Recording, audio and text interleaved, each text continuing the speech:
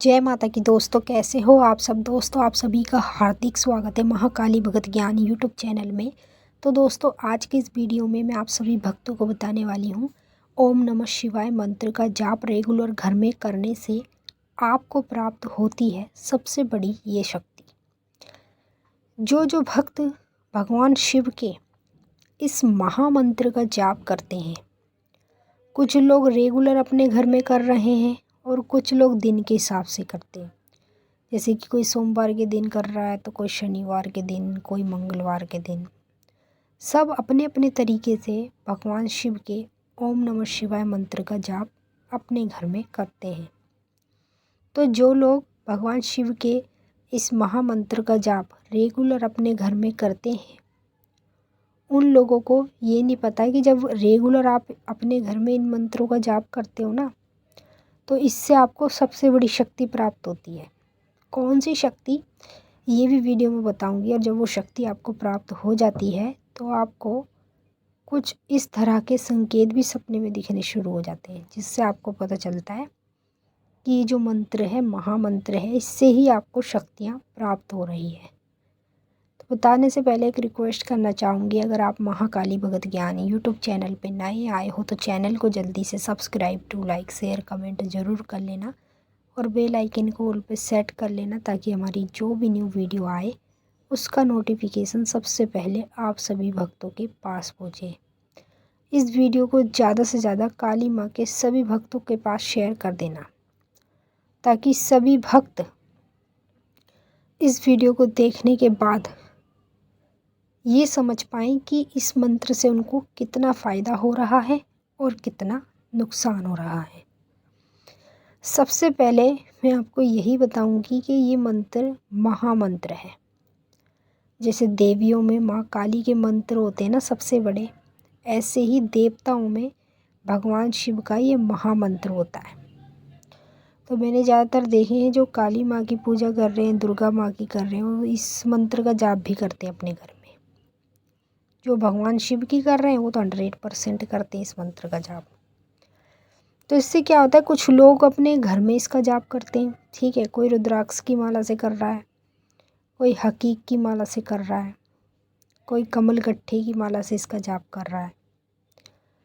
तो सब अपने घर में भी करते हैं, मंदिरों में भी बैठ के जाप करते हैं, रात्रि में भी सोने से पहले मंत्र का जाप करते हैं। तो जब रेगुलर आप अपने घर में इस मंत्र को जपने लगते हो तो इससे आपको बहुत बड़ा फ़ायदा होता है। और वो फ़ायदा क्या होता है, इस मंत्र से आप अनेक देवी देवताओं की शक्ति को प्राप्त कर सकते हैं। समझ रहे हैं। जैसे मान लीजिए आप काली माँ की पूजा कर रहे हैं, ठीक है, और आपके घर में माता मसानी पूजती है और साथ में अमर सिंह पवन पूजते हैं। तो जब आप माँ काली की मान्यता कर रहे हैं, माँ की पूजा सबसे ज़्यादा कर रहे हैं, तो कहीं ना कहीं आप सोचते होंगे कि हमें तो केवल माँ काली की ही शक्ति प्राप्त होगी। लेकिन ये भगवान शिव का ऐसा मंत्र है कि इससे आप कोई भी शक्ति तुरंत प्राप्त कर सकते हो। सबसे नंबर 1 आपको इस चीज़ का फ़ायदा होता है कि आपको ढाके बंगाल की जादूगिरी प्राप्त होती है इस मंत्र से। ढाके बंगाल की जादूगिरी तो आप समझते ही होंगे, कामरू कामाख्या की जादूगिरी, वो आपको इससे मंत्र से प्राप्त होती है। उस सिद्धि से आपको आगे जीवन में साधना करने की ज़रूरत नहीं पड़ती है, क्योंकि ये मंत्र ही ऐसा है जिससे आप किसी भी देवी देवता की शक्ति को बुला सकते हैं और प्राप्त भी कर सकते हैं। तो ये जैसे जैसे मैंने आपको ये चीज़ें बताई हैं कि इस मंत्र का जाप करने के आपको सबसे पहला फ़ायदा तो यही होता है कि आपको ढाके बंगाल की शक्ति प्राप्त होती है। और इस मंत्र का जाप करने से कुछ लोग अपने घर में कर रहे हैं और कुछ लोग बाहर करते हैं, चलते फिरते करते हैं। जैसे बस में जा रहे हैं तब वो जाप कर रहे हैं, या बैठे हैं तब वो जाप कर रहे हैं। यानी इस तरह से सब लोग अपने घर में भगवान शिव के इस मंत्र का जाप करते हैं। और इस मंत्र का जाप करने से हमें भगवान शिव की ही कृपा प्राप्त नहीं होती, बल्कि उन देवी देवताओं की कृपा प्राप्त होती है जिनकी हम सबसे ज़्यादा मान्यता करते हैं, जिसको हम सबसे ज़्यादा मानते हैं। तो ये जो भक्त इस मंत्र का जाप अपने घर में रेगुलर कर रहे हैं उनके लिए तो बहुत खुशखबरी की बात है, क्योंकि उनको इस मंत्र से देवी देवता की शक्तियाँ प्राप्त होती हैं। जब देवी देवता की शक्तियाँ इस मंत्र से प्राप्त होती है तो इस मंत्र से बहुत कुछ हमें प्राप्त हो जाता है, लेकिन इसे सही दिशा में जपने वाला व्यक्ति होना चाहिए।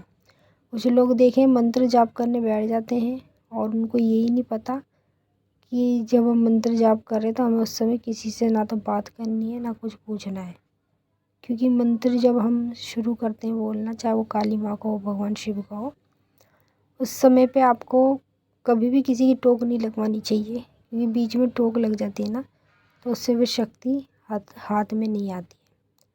मैंने आपको अच्छे से समझा दिया है। अब हम आपसे फिर मिलेंगे नेक्स्ट वीडियो में। तब तक के लिए जय माँ काली, हर हर महादेव। माता काली व भोलेनाथ आपकी मनोकामना पूरी करें। खुश रहें आप और आपका परिवार। जय माता दी।